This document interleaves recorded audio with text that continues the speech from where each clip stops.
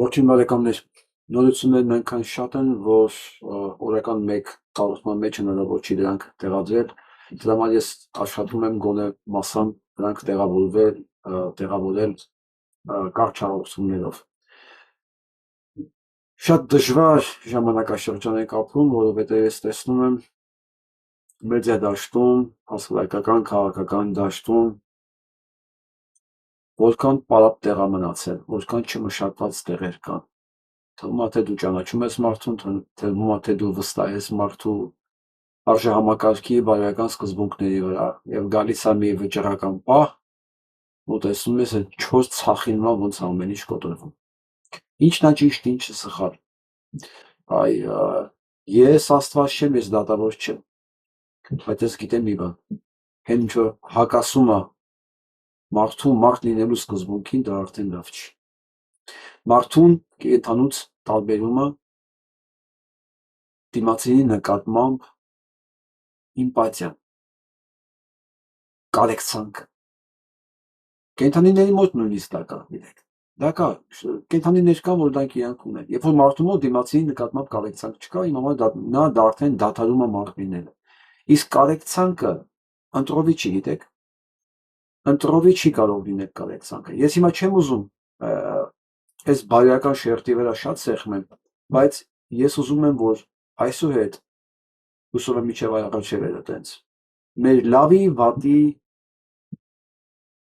գնահատականների մեջ, եթե դուրս են գալիս ինչ-որ կետից, դուրս գանք բացառապես այդ կետից։ Պատերազմ ինքնին արդեն պատման։ Նույնիսկ թշնամու տարածքում պատերազմը պատման։ Իսկ եթե պատերազմը սկսվում է երեխաներին կոտորելուց, այսինքն երեխաների դպրոցը ռմբակոծելով, ոչ մի քաղաքական հաշվարկ, ոչ մի քաղաքական նպատակներ դա չի կարող արդարացնել։ Այ հենց տեղ է, որ իմ թևերը թուլանում, ասենց ուղղակի հիասթափությունս այնքան խորն է գնում, որ խոսելու ցանկությունն է դրանից վերանում, բայց մտածում եմ դրա մասին խոսալը պետք։ Դրա մասին խոսալը պետք ոչ թե նրա համար, որ իրենք լսելու են, հասկանան, վերանայեն, ես դրան չեմ հավատում, ես մարդու փոխվելուն չեմ հավատում։ Գոնե նրանք, ովքեր փնտրում են, ում որ դա պետք է, գոնե դա լսի, որ ոչ մի քաղաքական նպատակ չի կարող արդարացնել դպրոցի ռմբակոծում։ Ոչ մի։ Իսկ հիմա հասնենք այսօրվա մեր կարևոր նյութերին։ Ասում եմ, եթե մեկը գոհ է կառավարությունից, կամ ոչինչից տեղյակ չի, մեղմ ասած, կամ փայ է այդ կառավարության հետ։ Սա դարավոր ճշմարտությունն է։ Այսօր Իրանի դեսպանը Հայաստանում մեծ հարցազրույց է տվել, 2 ժամից ավել։ Ես ամբողջը չկարողացա նայել, մասամբ էի լսում, որտեղ ուղիղ եթերն էի լսում, քանի որ թարգմանությունը շատ էր, ես որոշեցի հետո կանադառնամ դրա առանձին մասերին։ Եվ գտա ամենակարևորը, այն ինչ որ իմ համար ամենակարևորն է, եւ այս պատերազմի ժամանակ, ինչ որ հիմա կատարվում է, եւ ընդհանրապես Իրանի դիրքորոշումը Զանգեզուրի նկատմամբ եւ ընդհանրապես մեր նկատմամբ, որովհետեւ մենք չէ, մեր կառավարությունը ամեն ինչ արել է, որ Իրանը վերանայի իր վերաբերմունքը մեր նկատմամբ։ Բայց Իրանի դեսպանը պնդեց, որ Զանգեզուրի միջանցքը արհեստական տերմին է։ Ոչ մի գեոպոլիտիկ փոփոխություն Իրանը չի հանդուրժի։ Զանգեզուրի միջանցքի վերաբերյալ Իրանը վճռականորեն հայտարարել էր, որ ոչ մի գեոպոլիտիկ փոփոխություն, ինչպես նաև ինքնիշխանության հարցում որևէ փոփոխություն Իրանը չի հանդուրժի։ Եվ Իրանի Իսլամական Հանրապետության գերագույն հոգևոր առաջնորդը, ում կորուստը մենք այսօր սակում ենք, նա ուներ բազմաթիվ հայտնի խոսքեր, որոնք քննադատում են հենց այդ արհեստածին գաղափարը։ Իրանի հաղթանակը, Իրանի մնալը, այս խոսքերի իրականացումն է։ Իրանի պարտությունը, ասել թե մասնատումը եւ այն սիրիականացումը, այս խոսքերը իջիկ է դարձնում։ Սա թերևս են ելման կետնա, որը շատ կարևոր է իմ համար, առանցքային, դե հումանիտարը դրած մի կողմը։ Սա քաղաքական իմաստով սա իմ համար ելակետայինն է։ Իսկ սա գալիս է համընկնում է նաև բարոյական տեսակետին, որ այս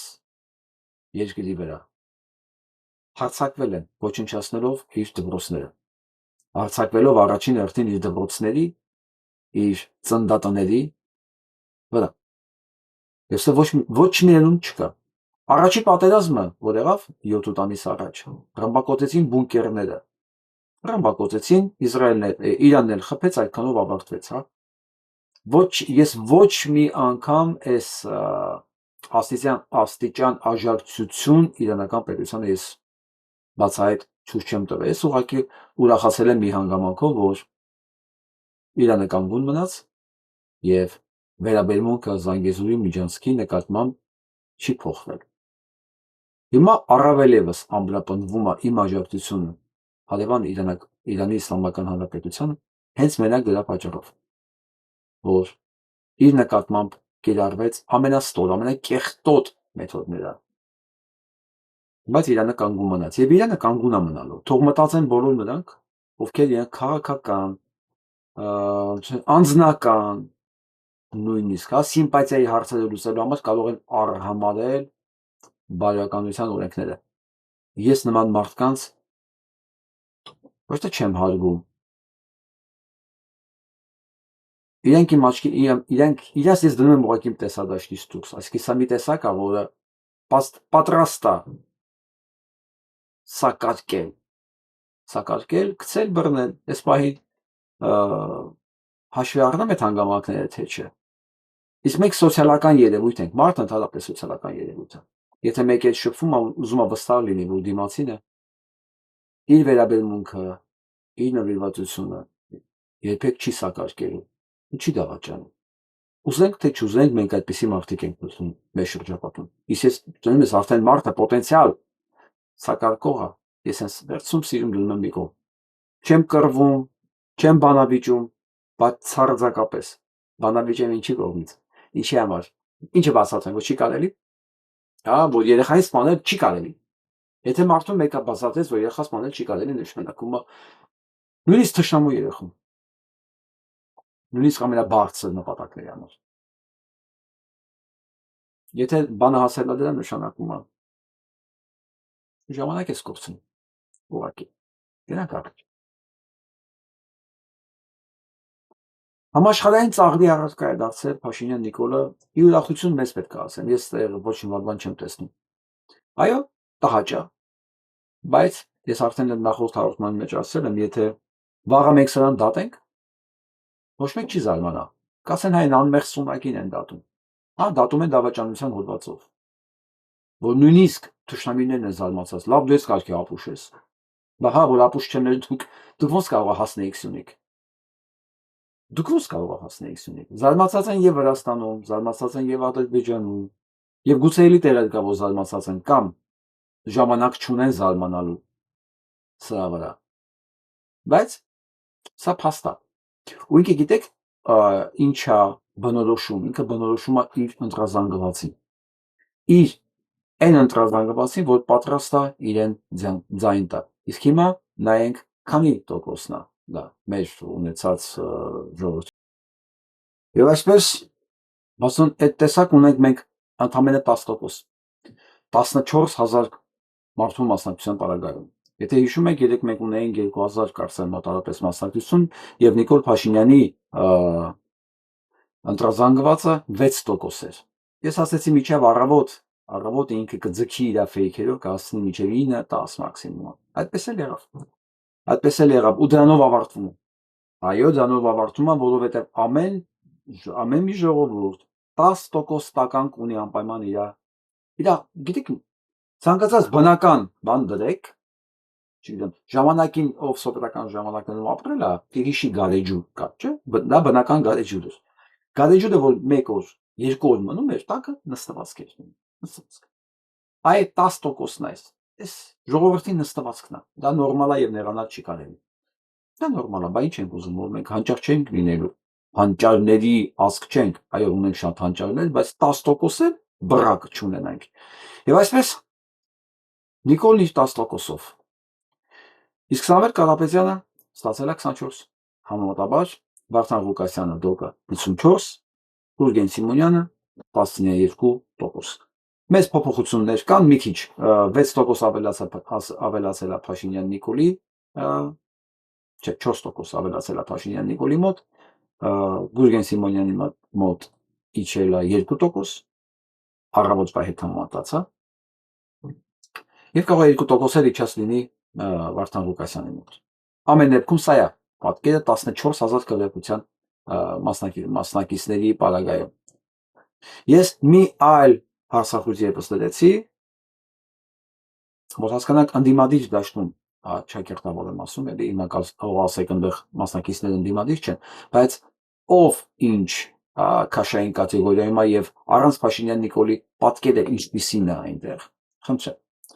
Քանի որ YouTube-ը հնարավորություն է տալիս ընդամենը 4 մասնակից ներառել հարցման մեջ, խնդրեմ, Արտակ Սարգսյան, Նինա Կարապետյան, Վարդան Ղուկասյան, Հայկ Մանասյան։ Եվ այսպես համեմատաբար ձայներն հավաքել 18% Արտակ Սարգսյանը, Նինա Կարապետյան 9%, Վարդան Ղուկասյան 69% եւ Հայկ Մանասյան 4%։ Ես երևի այստեղ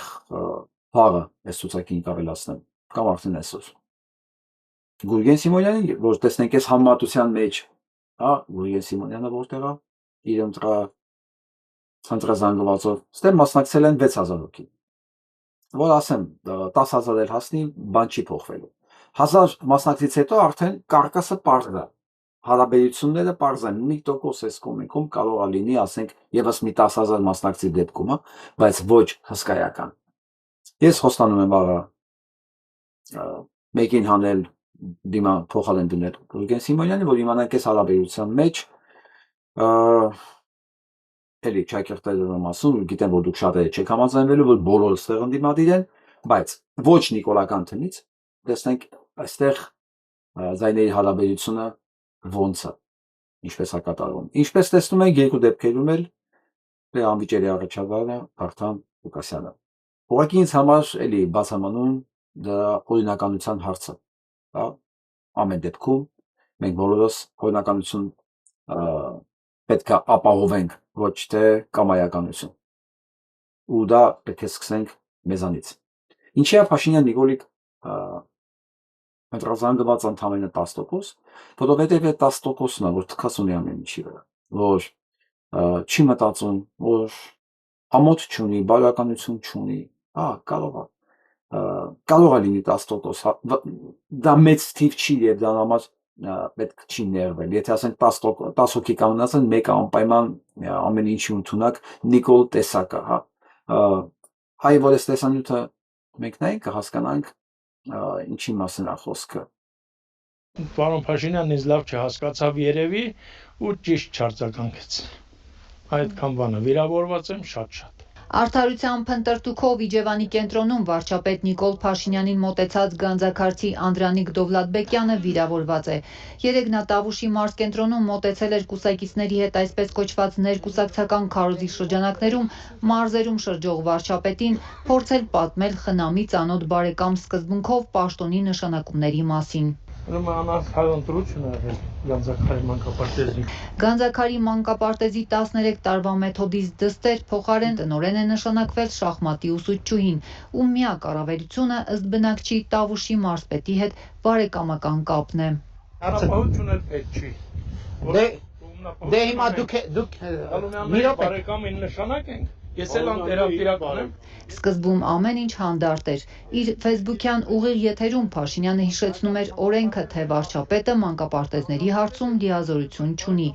Բայց հենց հնչեց մարզպետ Հայկ Ղալումյանի անունն ու նրա հետ բարեկամական կապի ակնարկը, Նիկոլ Փաշինյանի հանդարտությունը փոխվեց բուռն զայրույթի։ Նախքան կստուգեր հնարավոր հովանավորչության մասին ահազանգը, երկրի ղեկավարը նախընտրեց լռեցնել բողոքողին, կտրուկ հրահանգով իր ենթականերին, թե արգելեք քաղաքացու դստերը երբևէ տնօրեն դառնալ։ Կամ էլ ի՞նչ է նշանակում 21-րդ դարն է, մանկապարտեզի տնօրենի պապան գալիս է վարչապետին ասում է, որ իմ աղջկան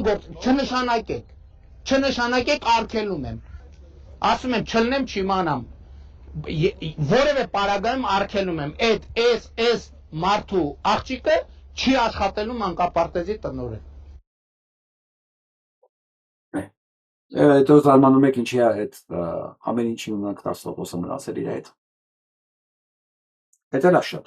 Մենք պետք է աշխատենք, որ այդ 10%-ն հնարավորինս պակասի։ Դեռ 2 ամիս ունենք, մենք պետք է ակտիվ աշխատանքներ տանենք այդ ուղղությամբ, որովհետև ամեն դեպքում ինքը պետք է հասկանա, որ 10%-ի վեր չի կարող հույս դնել։ Իմջալոս Փաշինյանն իբր ասեմ, որ դու ի սկզբանե չես կարող 10% դրանց վրա հույս դնել, որովհետև դրանք առաջի փախնողն են խորտակվող նավից։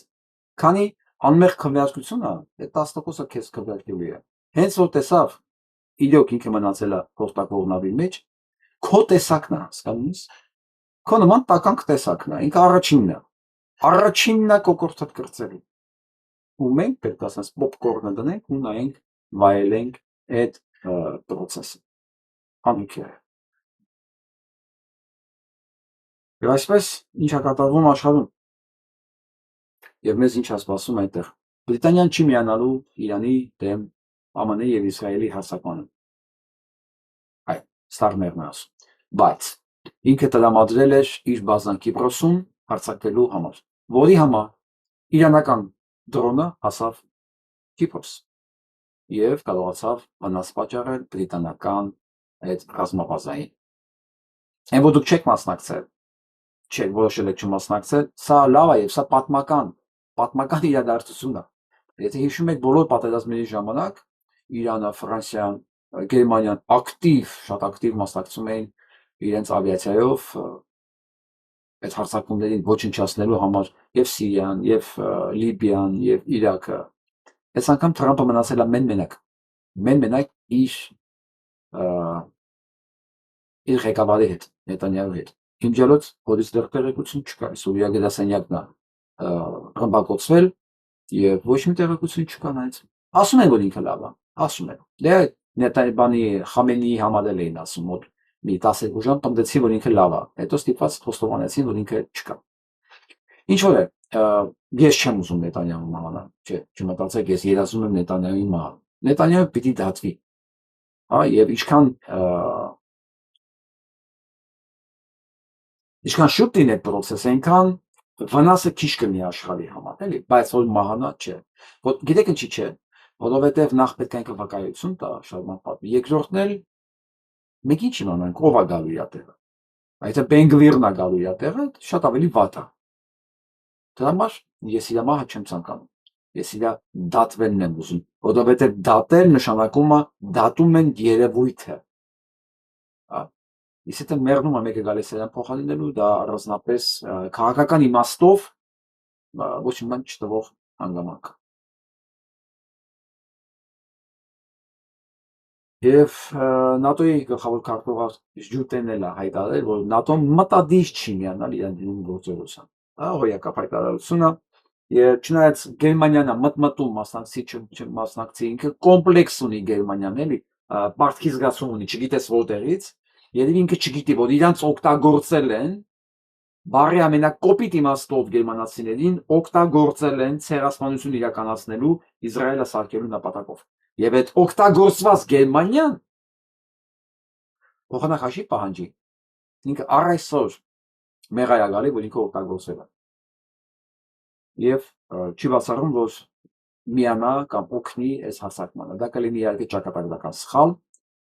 Հուսով եմ մերսի դրան չի գնա,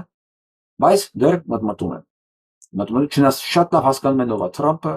իրաց մեդիաներում կարելի է կարդալ։ Շատ լավ հասկանում են ով է Թրամփը, երիտասարդները հաստատ գիտեն այդ ամեն ինչի մասին, որ աշխարհի Նոբելյան մրցանակի ձգտող Թրամփը մեկ տարվա մեջ հասել է 7 երկրի ռմբակոծի, մի նախագահ գողանա, մյուս ղեկավարի սպանի, որ ընդհանրապես միջազգային օրենքներով դա չընդունված արգելված երևույթ է, բայց միջազգային խաղաղության Նոբելյան մրցանակի ձգտող Թրամփը ասեց, չէ՞ տարի խաղաղության մրցանակից։ Ես էլ կպատերազմեմ։ Այս չէի պատերազմում, որովհետև հույս ունեի դուք ինձ խաղաղության մրցանակ կտաք։ Չեք տալիս, ես եք սպանեմ այդտեղ։ Այ դե պետք է ասեմ, սա ողջունողներ կան։ Որքանով են, որ տարօրինակ լինի դա։ Վերադառնանք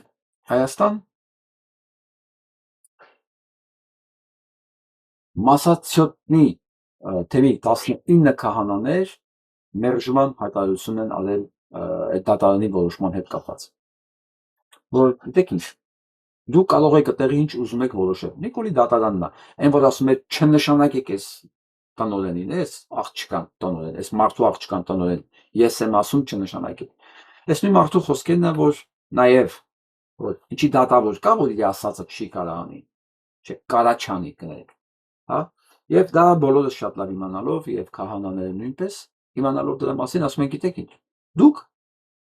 մեկն եք, որ չեք կարա Փաշինյան Նիկոլի ասածը չանեք, հետեւաբար դուք ինչ դե կորոշեք, թքած ունեք այդ ամեն ինչը, մենք չենք ընդունում ձեր որոշումները, շնորհակալություն բոլոր 19 քահանաներին։ Ես նորից եմ կրկնում, սա հազվադեպ առիթ է, որ հավատացյալը քահանան ժողովրդի առաջնորդը, չեմ ուզում ասեմ հոտի առաջնորդը ցույց տա, որ իր խոսքերը, իր աղոթքները, իր քարոզները զուտ խոսքեր, աղոթքներ, քարոզներ չեն։ Դրա տակ կա հավատամք։ Եվ որ հավատացյալ մարդը իր հավատի համար, իր սկզբունքի համար, ճշմարտության համար նաև պատրաստ է զրկանքների նրա։ Սա բացառիկ առիթ է։ Ամեն մեկը չի ունենում այդ առիթը կյանքով ապացուցելու համար։ Այն էլ հանրային կյանքում ապացուցելու համար։ Դրա համար պետք է օգտվել առիթից եւ դրամատը ձեզ շնորհակալ եմ։ Սա նայենք Հոպարա, իրավունք չունես մեզ մտնելու։ Որոշում իրավունք։ Այո, դուք ներխուժելու իրավունք չունես։ Մասյացոտ ընթեմի առաջնորդանիստ Սուրբ Թադեոս եկեղեցու մոմավաճառը քրսոտում է, երբ լրագրողները փորձում են առաջնորդարան մտնել։ Ինչ ագրեսիվ նիկոլականա, չէ՞։ Ես նրանց եմ ուզում տեսնեմ հունիսի 8-ին։ Ես խնդրում եմ այս լրագրողին, ոնց որ TV5-ի լրագրողներ, խնդրում եմ, ուղղակի այցելեք իրեն հունիսի 8-ի առավոտյան, երբ որ ինքը արդեն լսած կլինի, որ չկա Նիկոլ Փաշինյան, չկա։ Ամենայն հավանականությամբ իրան անտերը թողել ու փախել Հայաստանից։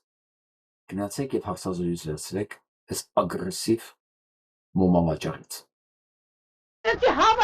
Կարգալույծ Արման Սարոյանի պաշտպանությունը ստանձնած այս կինը անպարկեշտ բառեր է ասում։ Հրում լրագրողներին, հարվածում տեսախցիկին ու բարձրախոսին։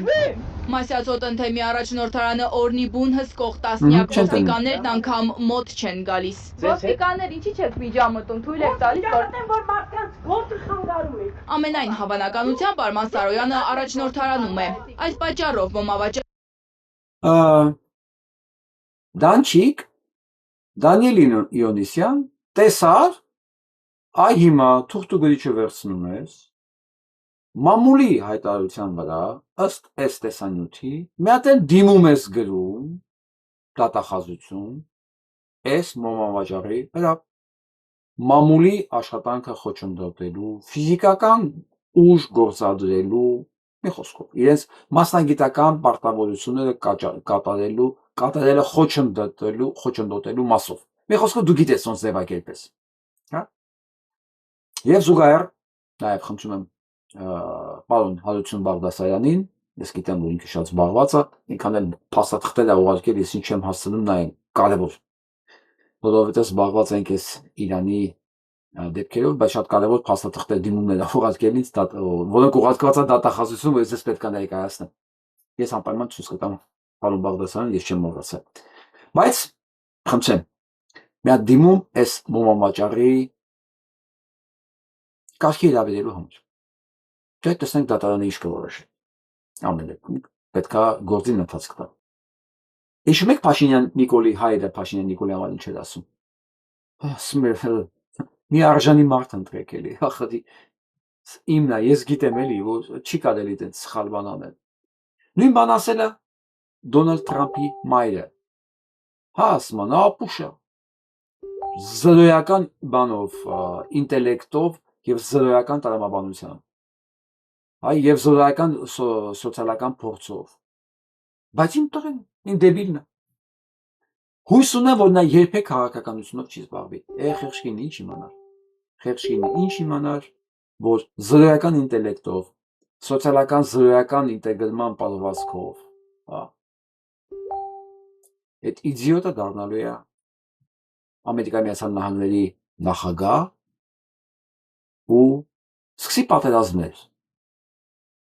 որը կարող է վերածվի միջալոց լուրջ երրորդ համաշխարհային պատերազմի, ամենապես այն մասշտաբները, որ մենք հիմա տեսնում ենք Իրանի շուրջ, դա արդեն երրորդ համաշխարհային է։ I'm sorry, can you repeat that? We didn't start this war, but under President Trump, we are finishing it. Սա այս հարբեցողը պիտ հեքստերն է, պաշտպանության, չէ, ներողություն, պատերազմի նախարարությունը, տեսեք, պաշտպանության ներողություն, խաղաղության Նոբելյան մրցանակակրի ամբիցիաներ ունեցող Թրամփը պատերազմի նախարարություն է ստեղծում, պաշտպանության նախարարության փոխարեն եւ նախարարը դնում սրան, որ ասում է մենք չենք սկսել այս պատերազմը, բայց մենք նա կավարտենք Թրամփի գլխավորությամբ։ Ինչ որտեղ ինքը ճիշտ է ասում։ Իրանք չեն սկսել այս պատերազմը։ Չէ, Իրանն էլ չի սկսել այս պատերազմը։ Այս պատերազմը սկսել է Իսրայելը։ Այո։ Հերթական անգամ արդեն երրորդ անգամ բանակցությունների ժամանակ պայմանավորվում են, որ երկուշաբթի կհանդիպեն, որպեսզի շարունակեն, շաբաթ օրը սկսում են կրակել Իսրայելի վրա։ Իրանի վրա։ Ես ես հիշեցնեմ, որ մի անգամ հանդիպում էր նշանակվել Կատարում։ Երկու դելեգացիաներ պետք է գային հանդիպման։ Իրանի դելեգացիան եկել էր եւ ռումբը ուղիղ մտել էր շենք։ Ամերիկացիները չեն եկել իսրայելցիների հետ։ Սա արդեն երրորդ անգամ է։ Ես գիտեմ էլի այն մարդկանց համար, որ կարևորը, չգիտեմ, մոլաների ռեժիմից ազատվելն է, իրենք թքած ունեն այս բոլոր հանգամանքների վրա։ Իրենք թքած ունեն սպանված խաղաղ բնակիչների եւ երեխաների վրա նույնպես։ Դա իրենց համար ամենակարևորը իրենց կարծիքով իրենց ճաշակի բավարարումն է, այսինքն մոլաների իշխանության հեռացումն է։ Այնքան կարևոր բան է, որ թքած ունենան բոլոր պայմանականությունների վրա, փաստացի։ Եվ պիտ հեքստեգը ճիշտ է ասում, իրենք չեն սկսել պատերազմը։ Պատերազմը հերթական անգամ սկսել է Իսրայելը։ Ու այդ մեթոդներով տիպիկ թուրքական ձեռագիրն է։ Տիպիկ։ Այս ձևով պատերազմ անել, դա կարող են անել մենակ իրենք։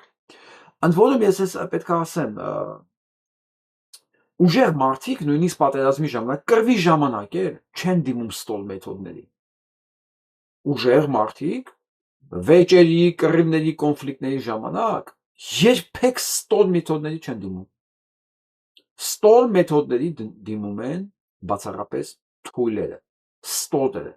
Այս պարագայում ինչպես մենք տեսնում ենք։ Պատերազմի նույնիսկ վարման ձևից կարելի է գնահատել նրա երկրի ղեկավարին, պաշտպանության նախարարին, ընդհանրապես այդ ժողովրդի մենտալիտետին, ինչի են դրանք ունակ։ Չէ՞ որ մեկ այդ ամեն ինչի մեջով անցել ենք, չէ՞ որ մեկ այդ ամեն ինչը տեսել ենք մեր պատերազմների ժամանակ, չէ՞ որ մենք էլ ճշտամի ունենք, ինքն էլ է պատերազմում մեր հետ, մենք էլ ենք պատերազմում իր հետ։ Չէ՞ որ մենք էլ գիտենք, որ չի կարելի քնած գոլեգային կացնով սպանել, բիզնես կտրել։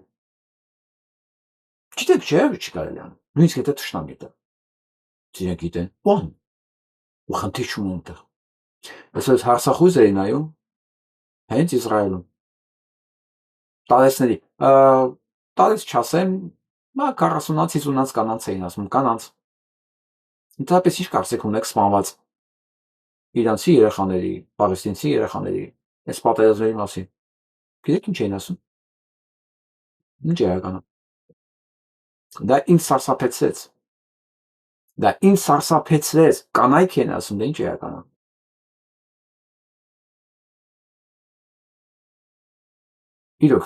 Իրոք, ինչ է ականա մի ժողովրդի համար, որը Լերոնի մակարդակի վրա, եթե նա հրեա չի, ուրեմն անասուն է, նրան պետք է մորթել։ Եվ դրանց համար ինչ էական է։ Ու մենք այդ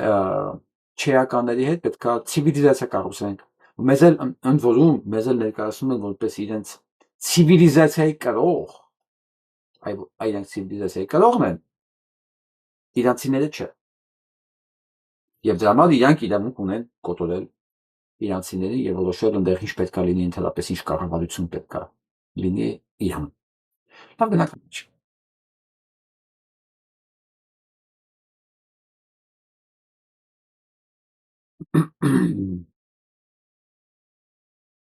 Հենց սա մասին էր։ Հենց սա մասին ուղղակի սերողը չգիտի այս երկուսից որ մեկն է այդ դպրոցը ռմբակոծել։ Բոլորին թվում է դա Թրամփն է եղել։ Նետանյահուի պահանջով, բայց չէ։ Չէ, պատերազմը սկսել է հենց Իսրայելը։ Առաջի կրակոց առաջի հերթերները հենց իր կողմից է գնացել։ Նրանք հետո Թրամփը հետո հասկացել է վերջ ինքը փականի մեջ է։ Ինքը անդադ խոստանում էր, չէ՞ որ պետք է խփեր։ Անդադ խոստանում էր պետք է խփեր ու հետաձգվում էր, բանակցում էր։ Նետանյահուն ասում էր, չէ, ժամանակ չկա, անցնում է պահը, հեսա քեզ վռնդելու են սպիտակ տնից, ես ում վրա հույս դնեմ, հեսա այն բոլոր կապիկներին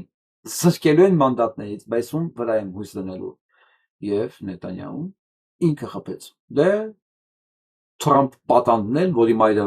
շատ դիպուկ բնորոշել է դրա, դե մայրն է, չէ, ճանաչում է։ Նիկոլի հերը ոնց է իրեն ճանաչում։ Դե մտել է պատերազմի մեջ, որտեվ Իսրայելը խփել է Ամերիկայի Մեծ Նահանգների անունից։ Հիմա էլ պարտադրում է, որ ցամաքային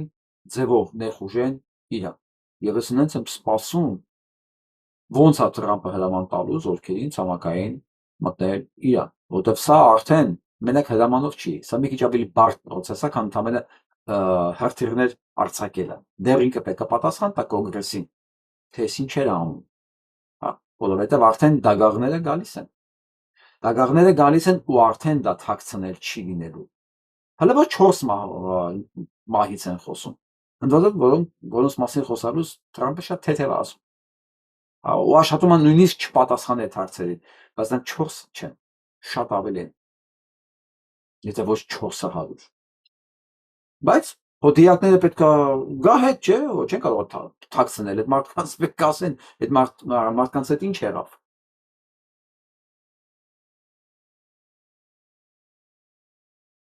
Զելենսկին էլ հույս ունի, որ երրակոմ բանակցությունները չի հետաձգվելու։ Ես հիմա ուզում եմ հարց տամ Պուտինին, էլի։ Պուտին, դու գիտես, որ դու աչքից գրողն ես, աչքից լույսը չես։ Բայց օրինակ ես կոտերո չէի գնա բանակցությունների։ Մի շատ պարզ պատճառով, կասեի լմի վարքեն, ախպեր ջան։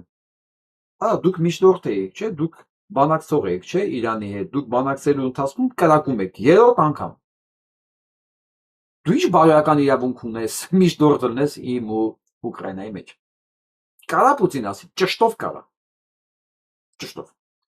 Իսկ ինչ վերաբերվում է այս թշվառին, սա արդեն վերջացավ։ Որովհետև հիմա աշխարհը այս կարգավիճակում զենքի արդեն դեֆիցիտի պարագայում պետք է ասեմ, որ այս 3 օրվա մեջ արդեն 3 օր։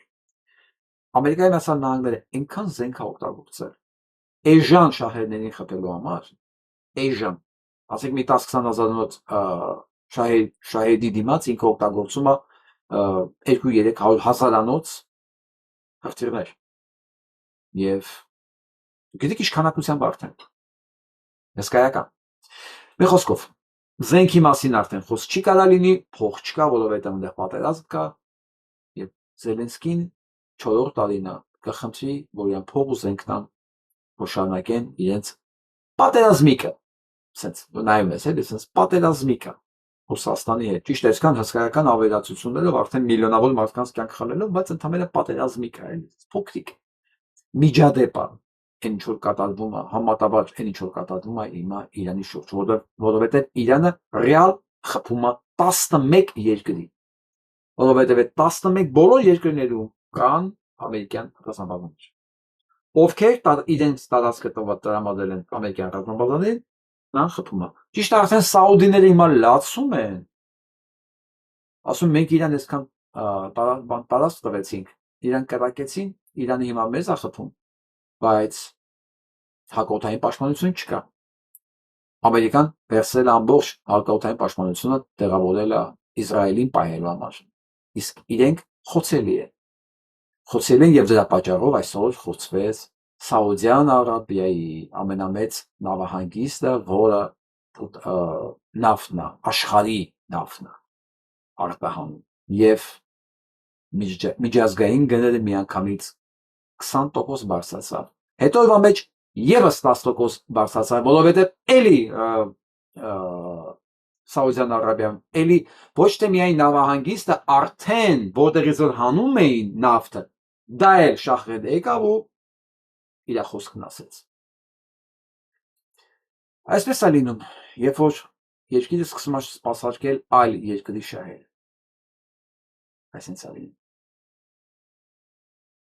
Դե Զելենսկի, դու մնացիր մենակ Պուտինի հետ։ Մենակ Պուտինի հետ մնալու պարագայում շանսերը շատ քիչ է, որ դու կարողանաս Պուտինին, ոչ թե ռուսական բանակին, չէ՞, ռուսական բանակը չի մնացել։ Պուտինին դիմագրավելու համար շատ խեղճ ես դու։ Ու քեզ հասնում է ափսոսեր ուկրաինակցի ժողովուրդը, որ այսքան զոհեր տվեց քեզ հարստացնելու քո իշխանությունը պահելու համար։ Նաև իհարկե նա կռվում է իր համար առաջինը։ Այս դու Սադիկայավար, Նիկոլավարի 4-րդ տարին ձգում ես պատերազմը։ Ոչ մի կողմը չի ուզում պատերազմը վերջանա։ Սա լսենք։ Maybe you don't want to hear, I don't know. And I certainly don't want to hurt you on your show. You have one of the best. You're fair. But I believe that Israel has a powerful stranglehold on the American government. They control both members of the House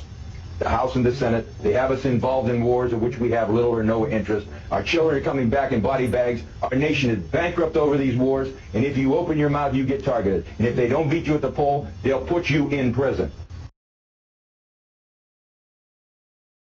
Սա 2009 թվականի ինտերվյու է եւ ինչ ասում ընկերը, որի վերջին հարցազրույցն էր, որ Իսրայելը կառավարում ամեն ինչ Ամերիկան հասանալ, երկու կուսակցություններն ինքն է կառավարում։ Եվ ամերիկացի փաստորեն հայտնուծողը պահում է Իսրայելը, սովանավորում է Իսրայելի պատերազմները, մի խոսքով Իսրայելի բոլոր կապրիզները։ Եվ եթե դու խոսաս, քեզ կամ բան կնստացնեն կամ կսպանեն, այդպես էլ եղավ։ Այս տեսանյութից հետո իրեն գտան մահացած, սպանված։ Սա 2009 թվականին է, այսինքն ինչ որ կատարվում է, ինչի մասին մենք խոսում ենք հիմա, դա նորություն չի։ Սրա մասին մարդիկ բարձրաձայնել են խոսել են եւ դա դիմաց վճարել են իրենց կյանքով։ Շատ շատերը։ Բայց մարդիկ խոսել են։ Սա լսենք։ In 2009, there were 9 countries that were without the Rothschild central banking system. Ասում են 2009 թվականին կար 9 երկիր,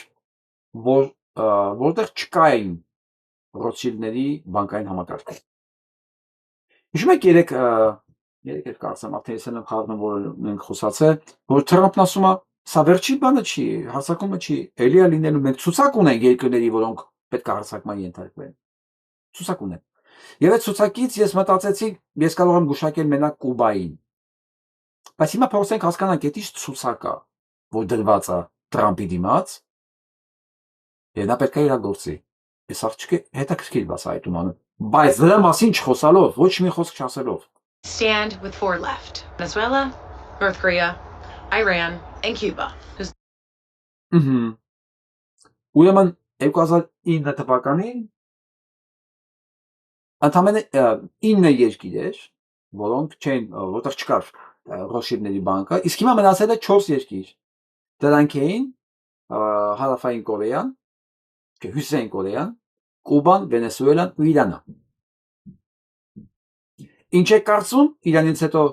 հաջորդ հարձակումը որտեղ է լինելու, Վենեսուելան արդեն իրանցն է, Իրանին, եթե կարողանան կոտրել, հաջորդը որն է լինելու, դեռ երկու երկիր է մնում, Հյուսիսային Կորեա եւ Կուբա։ Ամենայն հավանականությամբ Կուբան է։ Հետո եւ չի բացառում նաեւ Հյուսիսային Կորեան, ես չգիտեմ, այդ աստիճան աննորմալ կլինի ինքը թե ոչ, բայց դեռ միջև ինքը տեղ կհասնի, հələ պետք է Իրանի հարցերը լուծի։ Եվ այսպես Իրանը միակ տարածքն է մեծ հաշվով, որտեղ սատանայական համակարգը չի մտել։ Ռոթշիլդների բանկային համակարգը չի մտել եւ չի ղեկավարում այդ համակարգը։ Դե Հյուսիսային Կորեայի մասին չեմ խոսում, որտեղ այնտեղ համակարգ չկա։ Դա ընդհանրապես Չինաստանի կապած կուլյարիք է, հա։ Իրանն է մնացել եւ ամեն գնով ուզում են այդ համաշխարհային կառավարման համակարգի մեջ իրանց մոտ ոչ մի չվերահսկվող տարածք չմնա։ Իրանից հետո Կուբան խաղուպար է լինելու, խաղուպար կգողանան ուղղակի, ոնց է Վենեսուելայի ղեկավարը գողացան, կգողանան եւ Թրամփի նման հանցագործի համար դա ոչինչ բան է։ Ինչից պետք է ներվի իր անկեր Նետանյահուն նույնպես չէ ռազմական հանցագործը, ու իրանք իրար կես խոսքից հասկանում են, ված չեն զգում դրանից։ Բայց նույնիսկ եմ ասում, մինչև կհասնեն Կուբա, հələ պետք է մարսեն Իրանը։ Մենք հասկացանք մոտավորապես այդ պատերազմը հիմնային առումով նաև ինչի համար է։ Լիբանանին Իսրայելի հարվածներից սպանվածներն հարցել են 52 հոգի արդեն, 154 էլ վիրավորվել է։ Այս ընթացքում Իսրայելը ռմբակոծում է նաև Լիբանանը։ Սա մահ, գիտեք ինչի է համար ռմբակոծում։ Սա իրականացնելու համար, նայեք։ Այս է իրականացնելու համար։ Սա է քարտեզը։ Եփրատից մինչև Նեղոս։ Լիբանանը մեջն է։ Հորդանանն էլ է մեջ է, Քուվեյթն էլ է մեջ է, Իրաքն էլ է մեջ է, Սիրիան էլ է մեջ է։ Սաուդյան Արաբիայի մի մասն էլ է պետք մեջ է, Եգիպտոսն էլ հետո, Թուրքիայից էլ մի փոքրիկ հատված։ Ու այս քարտեզը բոլոր զինվորների ուսերին կա։ Հիշում եք թուրքական համազգեստի ուսերին ինչ էր գրված ուսի վրա, որ հայ ուր ես փախչում։ Մեկը իրենց բարերով ասած սատկելու ես, ուղղակի ժամանակ կլինես հոգնած, բառացի թարգմանած դա է գրած։ Հիմա որի հետ մեզ տանում են խաղաղության։ Հիմա այս քարտեզը կա բոլոր իսրայելցի զինվորականների ուսին կպցրած։ Սա են իրականացնում։ Սա պետք չի զարմանալ, ինչ են ռմբակոծում Լիբանանը։ Եգիպտոսն է իրենց տարածքի մեջ մտնում։ Ու այս Սաուդյան Արաբիան երևի չգիտի սրա մասին, հա, որ տարածքատալի ռմբակոծելու համար։ Մտածում է իրան խնայելու են դրա համար։ Այսօր Քուվեյթն էլ է, այս չէ, բաների մեջ։ Ու Քուվեյթի տարածքում գիտեք այսօր 3 ռազմական ինքնաթիռ խոցվել։ Պարզում է Քուվեյթցիներն են խոցել, իբր պատահական։ Բայց իրան ասում է մեկը խոսել եք թե չէ, դուք պետք է պատասխան տաք, ինչ գործ ունի ձեր մոտ, ինչ գործ ունի ձեր տարածքում ամերիկյան ռմբակոծություն։ Ում համար է դա նախատեսված, նայեք, Քուվեյթից Իրանի ինչ տարածություն է։ Բայց Քուվեյթը պոտենցիալ լինելով բան զոհ թիրախ իր տարածքը տվել է, նույնը Իրաքը։ Նույնը Հորդանանին ջրած։ Էսել են տեսարաններն է։ Հայք։ Քուվեյթում իրանք իրենց խփել են։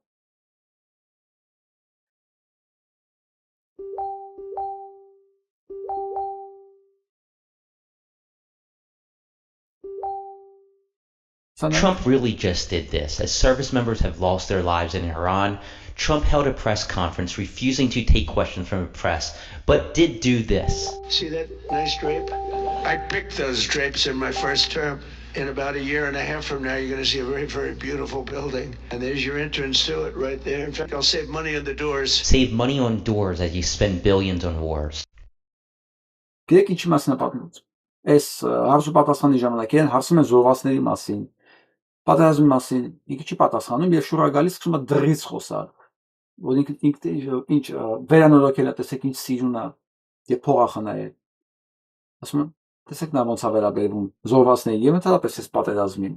Ասում ես դրան վրա փող եմ խնայել, բայց միլիարդներ, օրը 1 միլիարդ հանասում այս պատերազմը Ամերիկայի Միացյալ Նահանգների վրա։ Օրը 1 միլիարդ։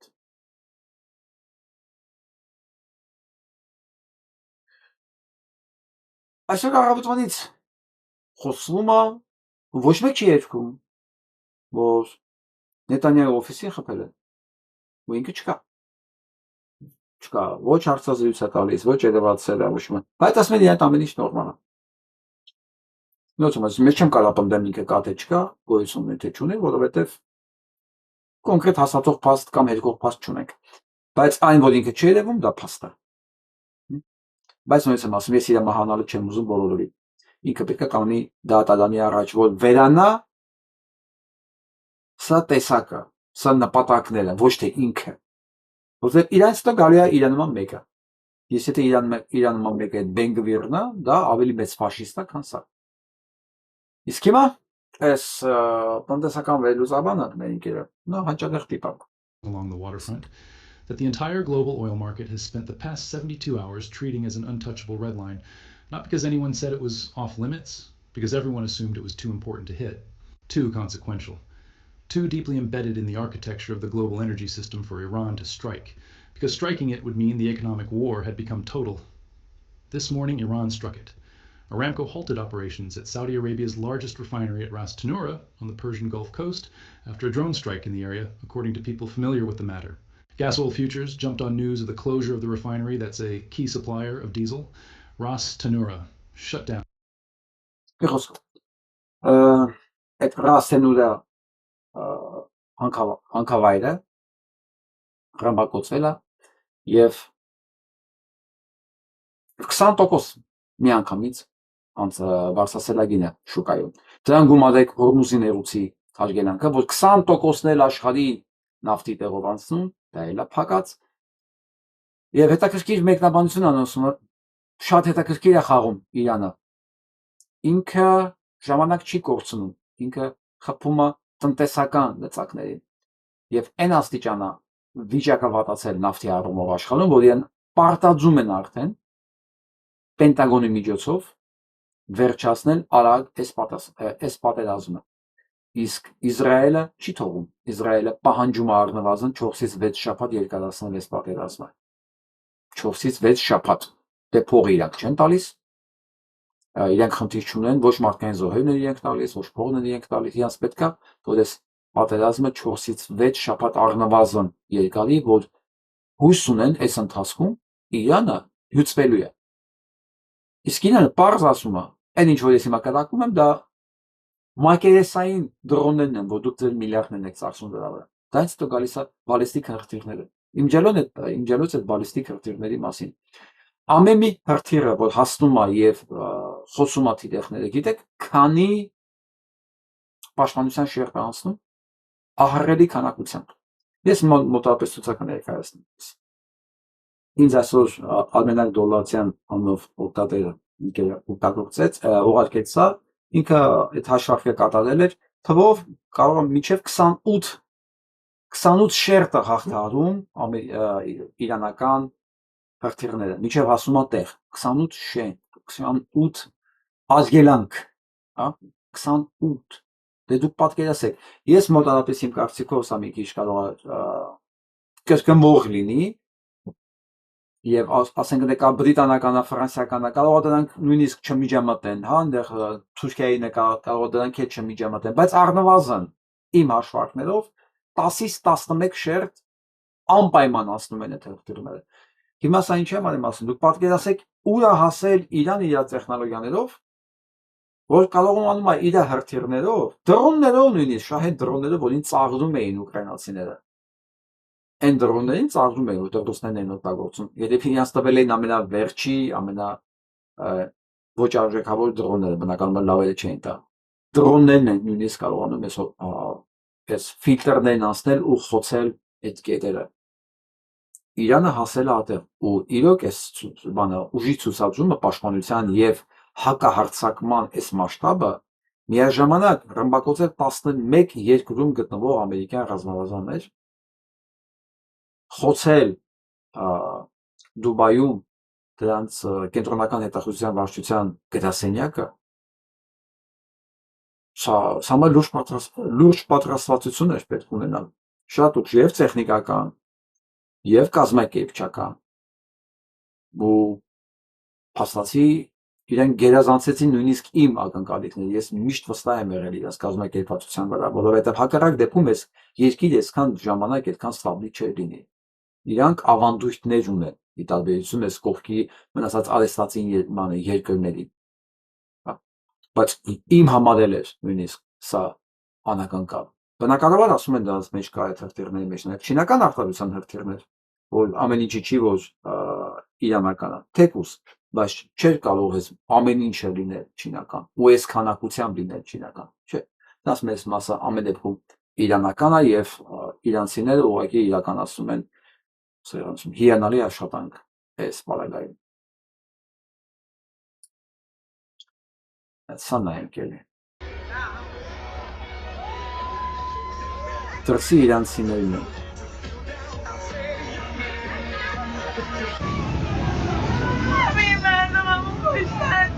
یه بار اول بوم زدن همین رفتن داخل دوباره زدن بچه های من Չունիմ ժողովրդին են սպանել, երեխեքին են սպանել։ مردم رو کشتن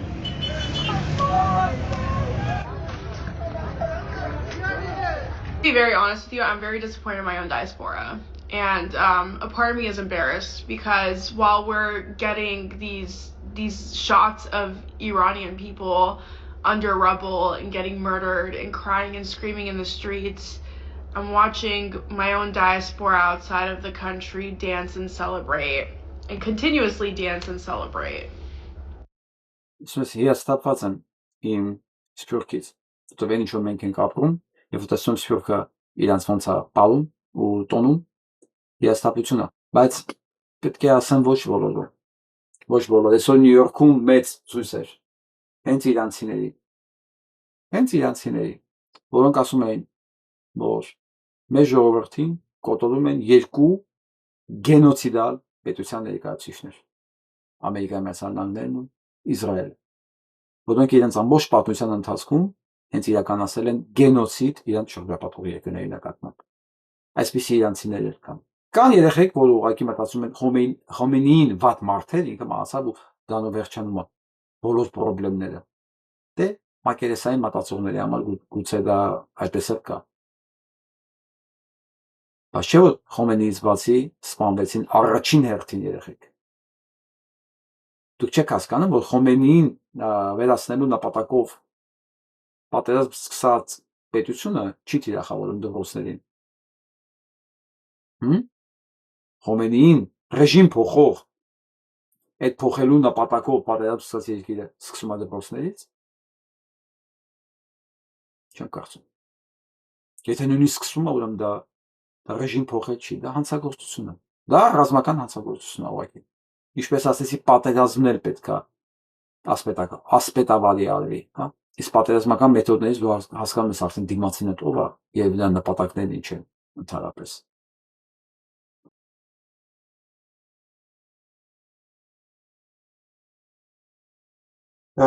Իտալիան որակել է Նետանյահուին, որպես ցեղասպան երկիր, միջազգային իրավունքները ոտնահարած մարդ, որ ինքը պետք է ընդհանրապես գլոբալ իմաստով իզոլացվի այս աշխարհից, մեկուսացվի։ Ես կառաջարկեի այդ մեկուսացվողների մեջ ներառել նաև Թրամփին, ոչ թե Ամերիկայի Միացյալ Նահանգները, հենց Թրամփին, այո, Իսրայել ամբողջությամբ, իսկ Թրամփին առանձին Իսրայելի հետ։ Դե չէ ամոթա կնեղանա Թրամփը կասի, ես այսքան բան անում եմ, ինչ չեմ նկատում, հա։ Սա Նյու Յորքում է, այսօր ասում էի։ Նայեք, Times Square-ում է։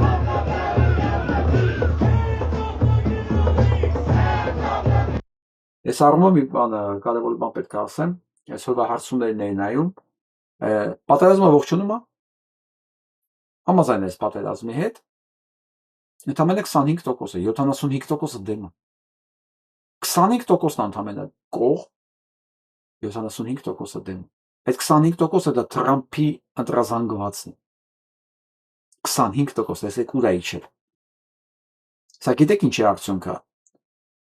Սա մեդիայի պարտությունն է։ Այն որից ասում եմ, բրծել է մեդիայի դարաշրջանը։ Իսրայելական մեդիան փաստորեն այսօր կարողանում է աշխատի ազդի ընդամենը 25%-ի վրա, որը դեռ բավականին մեծ արդյունք է, բայց այս էլ մաշվող արդյունք է, մաշվող, որովհետև ընդամենը եթե սա լիներ ասենք 3-4 տարի առաջ 25-ի փոխարեն կլիներ 45, անպայման 55 գուցե, այսօր 25%-ը ցույց է տալի, որ իսրայելական պրոպագանդան արդեն չի աշխատում, 25%-ը իրենք կարող են հավաքել իրենց սիոնիստներով, պարլամենտում, կոնգրես, սենատ, ներկայացուցիչների պալատ, կմնան 25%, հենց այս 25%-ն է, որ դեռ լսում է, դեռ հավատում է եւ դեռ աջակցում է իրենց հանցագործ ծրագրերը։ Իմջալոց այս շաբաթվա մեջ 3 տեղ լինելու է միջանկյալ ընտրություններ, 3 տեղ, ու դրանցից մեկը հենց Տեքսասում է, ամենահանրապետական նահանգը։ Տեսնենք այդտեղ ինչ է կատարվելու։ Ես կանխատեսում եմ սիոնիստների պարտությունը այդտեղ։ Հանրապետականները պետք է ուղղակի պարտվեն, ուրիշ տարբերակ չունեն, որովհետև այդտեղի դեմոկրատ ներկայացուցիչին այսօր հարց տվեց Իսրայելի լրագրողը, թե դուք ինչպես եք վերաբերվում պատերազմին, չէ, ասես դուք պատրաստվում եք վերանայեք Ամերիկայի Միացյալ Նահանգների օգնությունը, պարտադիր օգնությունը Իսրայելին, ռազմական եւ ֆինանսական այլ ձևերով։ Ասեց, այո, որովհետև Իսրայելը ամերիկյան փողերով իրականացնում է ցեղասպանություն։ Սա է երիտասարդ աղջիկ, մի քիչ կմկմալով վախեցած ասեց, բայց ասեց։ Երևի դժվար էր միանգամից նայել ճակատին ասել դուք ցեղասպան եք, դուք մեր փողերով ցեղասպանություն եք անում, բայց ասեց։ Ես կանխատեսում եմ սա տոտալ պարտություն։ 25%-ը վճռական ձայների քանակ չի Ամերիկայի Միացյալ Նահանգներում նույնիսկ։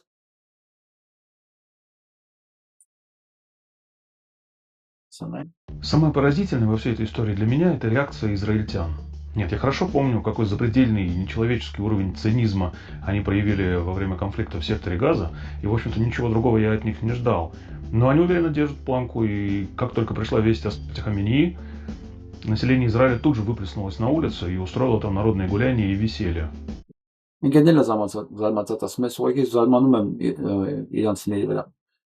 Չնայած պետք է չզարմանայի ես ամբողջ ընթացքում այս ցեղասպանությունը, որ անում են Գազայում, դա երևի պետք է արդեն ապացույց լիներ, բայց Խոմեյնիի մահվան մասին лысելով թռնել դուրս վազվզել։ Только вдумайтесь, эти люди, которые десятилетиями жаловались на то, как жестоко с ними обошлись, сегодня устраивают пляски на костях, открыто желают смерти представителям других народов. Ասում արդիկ, որոնք ամբողջ կյանքներս, ամբողջ պատմության ընթացքում լացել են, որ իրանց կոտորել են, հիմա իրանք ուրիշների ոսկորների վրա ուղղակի պարում են։ И искренне радуется, когда им удается кого-то убить. В комментах к любому ролику про конфликт, в котором участвует Израиль, тут же набегают его представители и начинают яро доказывать, что все сфабриковано, все сфальсифицировано, все неправда, все вокруг врут, начинают и доказывать всем, что они святые, что они самые добрые, а все вокруг злые и пытаются им навредить. Поразительно. Միրոսկով։ Ասում որ ցանկացած կոնֆլիկտում հենց իրենց այդ մի բանի հետ կապված է, միանգամից փակվում են այս կոմենտներով տակը, որ այս ամեն ինչը սարկած է կեղծը, մի խոսքով իրանք բարի են, իրանք անմեղ են, հələ իրանք են ճնշում, իրանք ցեղասպանված են եւ այլն եւ այլն։ Այո, այդ ամեն ինչին հավատում է աշխարհում Ամերիկայի Միացյալ Նահանգներում ընդամենը 25%։ Ես վստահ եմ, որ աշխարհում ավելի քիչ թվով մարդիկ են հավատում արդեն դրան, որովհետեւ Ամերիկայի Միացյալ Նահանգներում դեռ քարոզը շատ է։ Ինչի է շատ, որտեղ Fox ու CNN նայում են ավելի շատ Ամերիկայի Միացյալ Նահանգներում։ Մնացած երկրներում ազդեցությունը մեդիա այդ պրեսինգը ինձ թվում է այդքան շատ չի լինի, ինչքան Ամերիկայի Միացյալ Նահանգներում։ Եթե Ամերիկայի Միացյալ Նահանգներում մնացել է 25%, այդ մնացած երկրներում լինի 10-15% մնացած լինի թե ոչ։ Իմ կարծիքով։ Այսպիսի մի կադր է այսօր եկել, որը վկայում է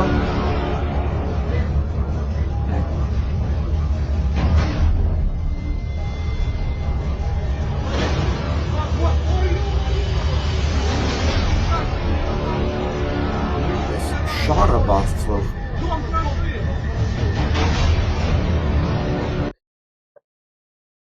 Ես սպասում եմ դեռ հասկանամ սա որտեղ է, ասում են սա Իսրայելում է եւ դետոնացիայի պատճառով պայթել է միջուկային պահեստներ։ Եվ այդ շարը, այդ սունկաձև այդ ծուխը դա է վկայում։ Ես ուղղակի չեմ կարող պնդել, որ դա իրականություն է, որովհետև այսօր արհեստական բանականության միջոցներով այնպիսի վիդեոներ են անում, որ վտանգավոր է նույնիսկ չհավատալը եւ վտանգավոր է նույնիսկ հավատալը։ Դա համար ես կսպասեմ որոշակի տեղեկությունների, նոր պնդենք սա որտեղ է եղել եւ ինչ հետևանքներ ունի, որտեղ եթե սա միջուկային պայեսների դետոնացիա է, դա առանց ճառագայթման հետևանքների հնարավոր չի եւ սա լուրջ ավերածություն կարող է անի փոքրիկ Իսրայելի տարածքում։ Շատ կասկածելի է ուղղակի, բայց շատ բնական է եւ ոչ մի այլ պայթյունից այսպիսի սնկաձև բան չի բարձրանում։ Ապրենք մինչև վաղը տեսնենք սա որտեղ է եղել եւ ընդհանրապես եղել է թե չի եղել, որովհետեւ լուրջ տարածվեց չէ որ Իրանը խփել է Թուրքիային։ Թուրքիայում գտնվող ամերիկյան ռազմաբազաներին ու պարզվեց դա էլ է fake եւ ես միանգամից առաջ ընկնելով մտածեցի ինչ կլիներ եթե մենք դիմաց լինեինք վաղուց կատարան, չէ՞ որ հիմա մեր ընկերները Կեմերովոյից դիմել են, դիմում գնացել է միջազգային ՄԱԿ-ի միջազգային դատարան, հա, Ռավսի պայմանագրի պայմանները վերանայելու եւ Վուդրովիցնի իրավարարվեճերի նկատմամբ վերաբերմունք եւ եզրակացություն տալու։ Եթե սա վաղուց մենք ունենայինք, պատկերացնում եք, սա ինչ հարմար առիթ էր, որպեսզի թարմանալ այս թեման էլի։ Եվ ես նայում եմ ամերիկյան ռազմաբազաները գտնում են հայկական տարածքներում, դրանք Իզմիրն է, դրանք մեկը Ադանայում է, մյուսը Մալաթիա է։ Երեք ռազմաբազա, բոլորը հայկական տարածքներում։ Եվ մենք հարմար առիթ էր, որ ասենք, դուք չեք ուզում տարածքի համար մեզ վճարել արդեն, որովհետև դա թղթովներն է։ Սա հետաքրքիր բաներ է ստեղծել, իրավիճակ է ստեղծել, լավ առիթ էր։ Բայց երևի մի քիչ պետք է սպասել այդ առումով։ Այսօր ձերբակալվել է վերջապես Ամերիկայում մեկը, սենատոր, անպայման իհարկե, հանրապետական, Նորթ Դակոտայի սենատորն է, երեխաներին բռնաբարելու համար։ 14 անգամ, 10 տարվա մեջ, 10 տարի ներողություն, sentences to բանը 10 տարով են դատել սրա, 14 անգամ երեխաներ բռնաբարելու համար։ Այս քիչ են դատել, 10 տարին ինչ է, սա ցմահ պետք է տային։ Նույն հանրապետական սենատորն է։ Քիչ է իհարկե, բայց սա առաջինն է, հուսով եմ ձեռքի բռնած կգնան սրանք։ Բանտ գոնե։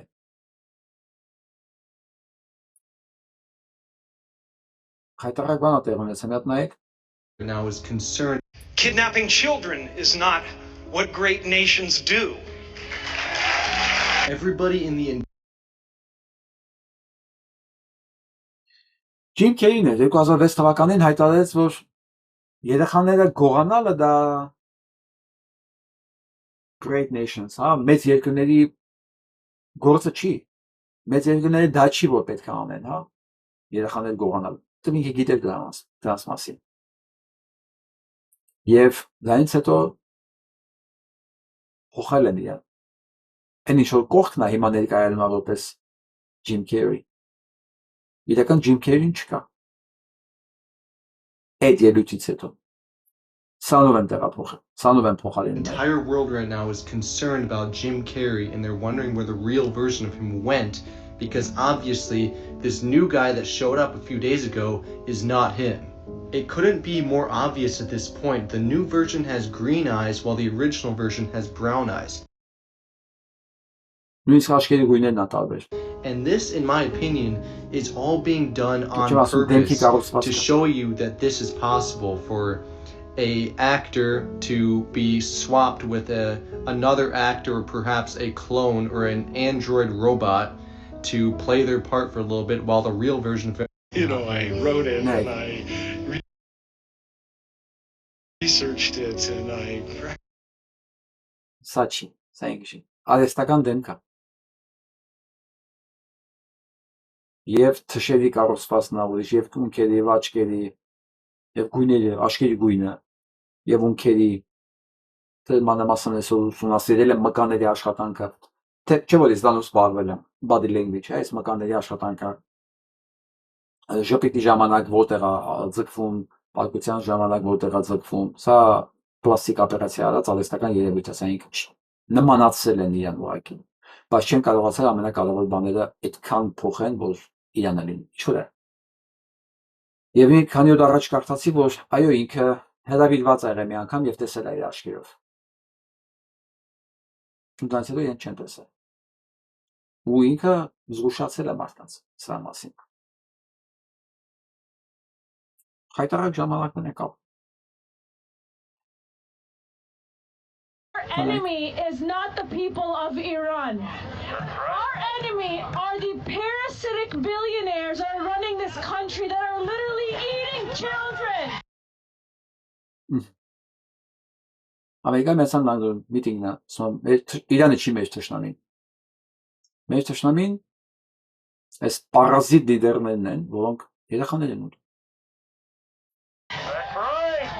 They're eating and raping our children.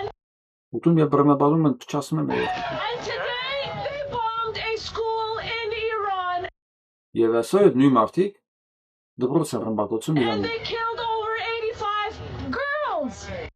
Եվ սպանել են 85 աղջիկ, բայց արդեն թիվը 164 է դառել։ Girls. I thought this war was about liberating women. Ասում ես, կարծում ես պատերազմը կանանց ազատելու համար է։ No. We knew from the very beginning this has nothing to do with liberating our Muslim women. Մենք իհարկե ի սկզբանե գիտենք, որ սա մեր մահմեդական կանանց ազատության համար չի։ This has nothing to do with nuclear weapons. Որ սա ընդհանրապես միջուկային We դեպքի մասին saw չի։ what they did in Iraq. We saw Այո, տեսել ենք սա ինչ են արել what they did in Իրաքում, Afghanistan. We saw Աֆղանստանում, how they sold those humanitarian fake wars in Libya, in եւ ոնց են այդ հումանիտարիան ֆեյք հումանիտար պատերազմները վաճառում ժողովրդի վրա, այս նույն Լիբիայում, Syria, and in Yemen. Սիրիայում, And I Եմենում։ want to remind you, when the U.S. Saudi-backed coalition invaded Yemen for the first time, it was a school bus that they bombed. Եվ ասում առաջին անգամ հիշեցնեմ ձեզ, որ երբ մտան իրանք Եմեն, առաջինը որ ռմբակոծեցին դպրոցական ավտոբուսով։ Էլի երեխաներ են In սպանում։ Gaza, they bombed every single school, Իսկ Գազայում բոլոր դպրոցներն են killing ռմբակոծված։ our education system in Gaza, targeting and blowing up our children. Խոսքով թիրախավորել ամբողջ կրթական համակարգը, պայթացնելով եւ սպանելով երեխաների։ Տարբեր են մարդիկ, տարբեր են ընկալումները պատերազմների, լավ ու վատի, բայց դրանք գիտեք, գոնե տարբերություն պետքա չլինեն մի բանի հարցում, էլի։ Մարդ սպանելը լավ է թե վատ։ Գոնե հարցում պետքա ինչ-որ կոնսենսուս լիներ։ Երեխա սպանելու համար չկա ոչ մի արդարացնող բան։ Այդ արդարացնողները, այդտեղ սակարկողները իմ համար դադարում են մարդ լինելուց։ Ուղղակի, սա ճաշակի հարց չի։ Սա բնության հարց է։ Մարդկային բնության։ Որովհետև, ինչպես ասում են հոգեբանները, այն մարդու մոտ, որի մոտ չկա էմպաթիա, նա կենդանուց չի տարբերում։ Այդ պահին ինքը դառնում է ամբողջ կենդանի։ Քայլող, խոսացող, նույնիսկ կարող է ինքը համալսարան ավարտել։ Բայց ինքը միանգամից դառնում է կենդանի։ Ու ես պետք է ասեմ, եթե ձեր շրջապատումը տես մարդիկ կան, ուղղակի հեռու մնացեք։ Ձեր հաշվին են իրանք սակարկելու, ձեր վրա են իրանք սակարկելու։ Սակարկող մարդը ինքը սակարկում է, ուղղակի եթե միջև մա դա չի եղել, ուղղակի չի եղել հարմար առիթ։ Դրա պատճառով դուք ականատեսը չեք եղել, բայց վստահ եղեք, եթե հենց եղավ հարմար առիթ, դուք էլ դառնալու եք սակարկման թեմա։ Բոլոր նրանց համար, ովքեր ունեն նման մարդիկ իրենց շուրջը։ Իսկ հիմա ուզում եմ վերադառնանք Հայաստան եւ ոնց աղջկան լսենք։ Չեմ ճանաչում, բայց իր կոչը լսենք։ Տեսնում եմ 30 տարվա ընտրությունների մեջ այսքան կարևոր ընտրություններ չենք ունեցել դեռ։ Այս մի ընտրությունները շատ ավելի կարևոր են, քան միջև այսօր ապրած ամեն ինչը։ Դրա համար պետք է ամեն մարդ մտածի իր ապագայի մասին։ Ես հիմի չեմ ասի դուք ում ընտրեք, ում ուզում եք գնացեք ընտրեք, ձեր մուրը, ձեր գլուխը, միայն գնացեք ընտրությունների։ Եվ անգամ եթե բոլորին դեմ եք, գնացեք բոլորին դեմ, նշեք, գցեք եւ 2-3 օր առաջ բարի գտնվեք ձեր հայրենիքի լինելու կամ չլինելու հարցն է։ Բարի եղեք, գնացեք, ընտրատեղամասներ, նայեք ձեր հասցեով, գրանցված մարդիկ, արդյոք երկրում են, երկրում չեն, ձեր տան անդամներն են թե ոչ, գնալու են ընտրության թե ոչ, եթե ավելորդ մարդիկ կան, հեռացրեք ցուցակներից։ Բարի եղեք, կես ժամ տրամադրեք ձեր երկրի ապագային, գնացեք ճշտեք։ Ես օրինակ իմ մամային խնդրել եմ, որ գնա ցուցակներում նայի, որպեսզի իմ եւ տղայիս անունները չլինեն եւ մեր անունով ընտրած հերթիկ չլինի, որպեսզի ոչ մեկ չկարողանա օգտագործել։ Բարի եղեք, ձեր երկրին տեր կանգնեք։ Անկախ դրանից ում եք ընտրելու, օրենքով գործեք, գնացեք,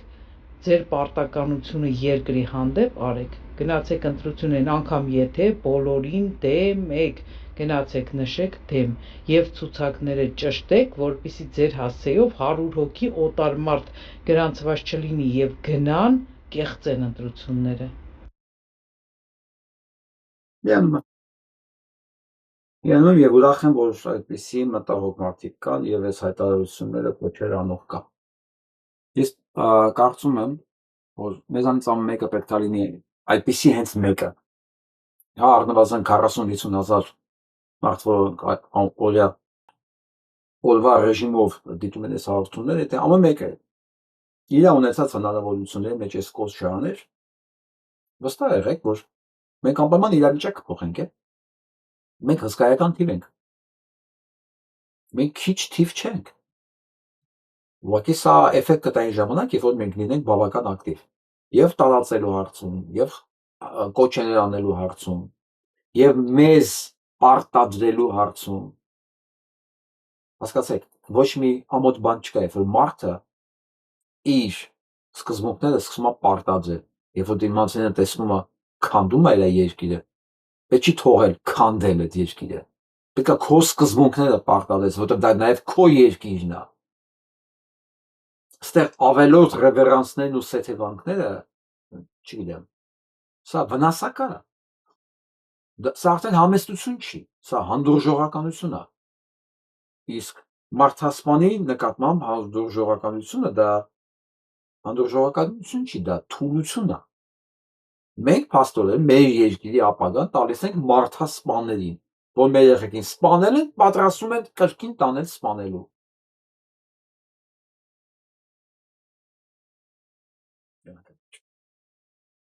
Երբ մարդիկ ասում էին, որ դե հավատում էին Նիկոլ Փաշինյանի հեղափոխությանը, ազնվությանը, ախր այս դրվագը հենց տեղի է ունեցել հենց այդ օրերին։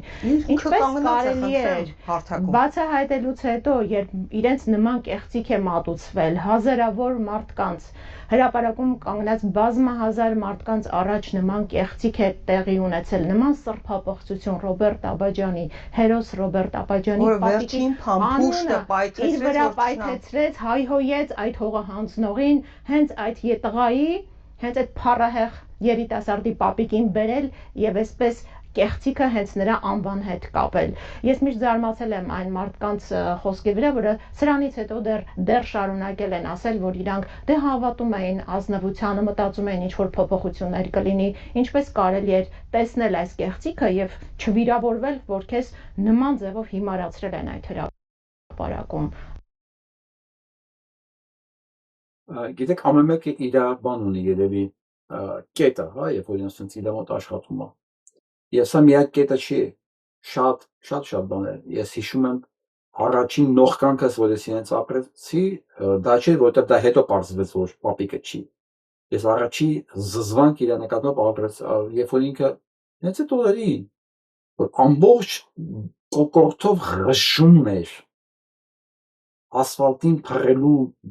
վերաբերյալ ղժում էր այդ։ Եք ինչքան ցածր բանը եղկելի էր այդ տեսարանը։ Ասեմ ամեկը ինչ որ մի կետ ունի էլի, որ հասկանում է, որ սա մարդկային տեսակ չի, սա մերժելի տեսակ է, բարոյական իմաստով, այդ ժամանակ ընդամենը բարոյական իմաստով, իսկ հիմա քրեական իմաստով, բանական իմաստով, բարոյական իմաստով, բոլոր իմաստներով է մերժելի, իսկ եթե մարդ կա այդ 10%-ին, որ դեռ մերժելի չի իր համար, դա նայեցա, որ ինքն էլ այդպիսին, ինքը այդ տեսակից է, իր համար դա նորմալ, նենց որ ես այդ 10%-ի հետ վերիվ չունեմ տալու, 10%-ը կա, եղել է ու լինելու է, ուղղակի նենց ասել, որ այս բոլոր իշխանությունները գտել են այդ 10%-ին, չգիտես որտեղից ու բերել են իշխանության աստիճաններով բարձրացրել են վերև, դրա համար էլ ունենք, այն ինչ որ ունենք, իսկ հավաքման վերջին ես ուզում եմ ձեզ ներկայացնել այս ռեպորտաժը, որը Լիա Սարգսյանն է պատրաստել, քանի օր է իմ բանում կա նյութերի մեջ, որ ես ցույց տամ, ձեռս չէր գնում, միշտ որտեղ մի քիչ ծանր է, բայց սա մենք ենք, մտնենք։ Արմավիրի մարզի Լուկաշեն գյուղի այս խրճիթ հիշեցնող տան մեջ է ապրում տիկին Ոսկին իր ամուսնու և 7 անչափահաս երեխաների հետ։ Պետությունից ստանում են ընդամենը 50,000 դրամ նպաստ մեկ երեխայի համար։ Փողոցից հավաքում են ապակիներ, մետաղ, վաճառում և հոգում կենսական կարիքները։ Տունը, որտեղ ապրում են անչափահաս երեխաները իրենց ծնողների հետ, իրականում կիսաքանդ կացարան է։ Մահճակալները դրված են հողի վրա։ Պատերը չեն վերանորոգվել, խոնավ է։ Կենցաղային պայմաններ չկան։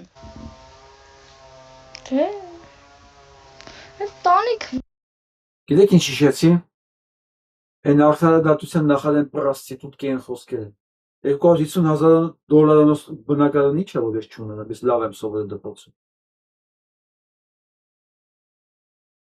Ունենք, բեսի բան էլի, ջարդում դա, դրամար, ույշ, չգիտեմ։ Ես առաջնահերթ կուզեի կրիշս փոխվեր, որովհետև այս սարքի հենց անմիջապես կողքից ջուրը լցվում է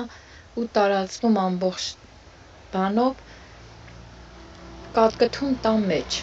Մի 4 եւ 5-6 տեղից կատկթում է, դաժե այսես պատնել է խոնավ օբշի սպատը, կուխնյայի ու բաղնիքի պատը։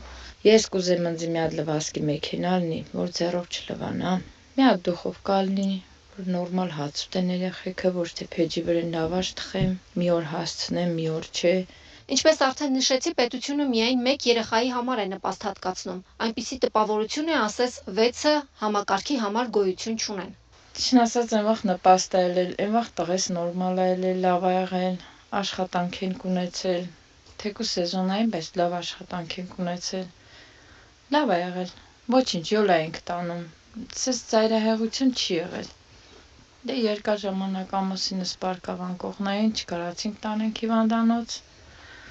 դրա համար այսպես գլխի վրա շուռ եկանք կոպիտ ասած։ Մի պետություն, որտեղ նախարարին վարչապետը մեկ ստորագրությամբ $20,000 պարգևավճար է տալիս, այդ պետության ներսում ապրում է մի ընտանիք, որը ապակի և մետաղ է հավաքում, վաճառելու և անչափահաս երեխաների կարիքները հոգալու համար։ 40 համայրյա պարկ սենց ջարդ ենք հավաքում,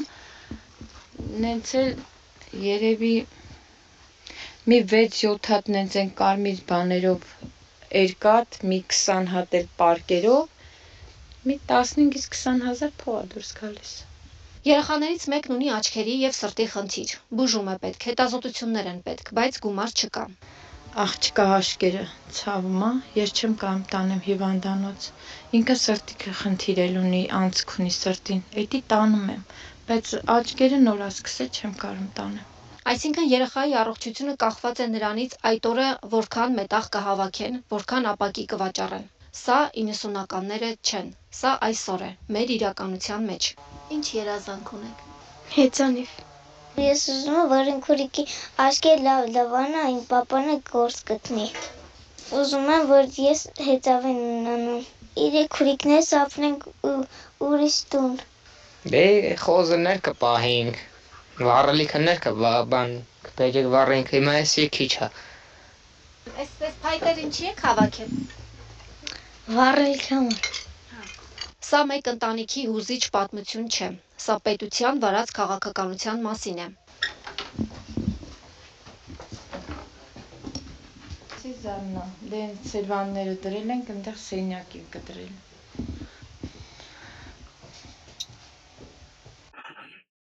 Նայեք չի դնում։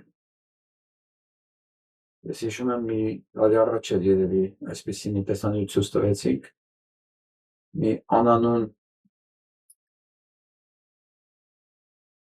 բարեգործ տուն էր նվիրել ընտանիքի համար։ Ես չգիտեմ այս ռեպորտաժից հետո ինչ կլինի, բայց հուսով եմ մի բան կլինի, մի բան կփոխվի։ Շնորհակալ եմ Իլիային։ Խնդրում եմ գրեք նրանք, ովքեր պատրաստ են այս ընտանիքին ինչ-որ մի բանով օգտակար լինել։ Ես անպայման Լիային կգտնեմ ձեր հետ կապելու համար, եթե ցանկություն կա։ Մենք իրավունք չունենք էսի թույլ տալու։ Բայց մենք արդեն սա թույլ ենք տվել։ Թույլ ենք տվել, որովհետև հանդուրժել ենք այս կառավարությանը, հանդուրժել ենք այս լկտի ցինիզմը, հանդուրժել ենք այս հակամարտկային վերաբերմունքը մեր եւ մեր երկրի նկատմամբ։ Սա հակամարտկային է։ Այս ամեն ինչ որ կատարվում է մեր երկրում եւ մեր հետ։ Եվ դա պետք է մենք փոխենք։ Ուրիշ ոչ մեկ չի փոխելու։ Ես չեմ ուզում այս ծանր սրտով մենք իրար հրաժեշտանք, բայց սա է իրականություն։ Եթե մարդիկ կան ուզում են այս ընտանիքին օգտակար լինեն, ես անպայման ամեն ձևով կգտնեմ Լիային Սարգսյան, կարծում եմ դժվար չի լինի։ Գրեգից։ Այսօր ամանց կան լամնից։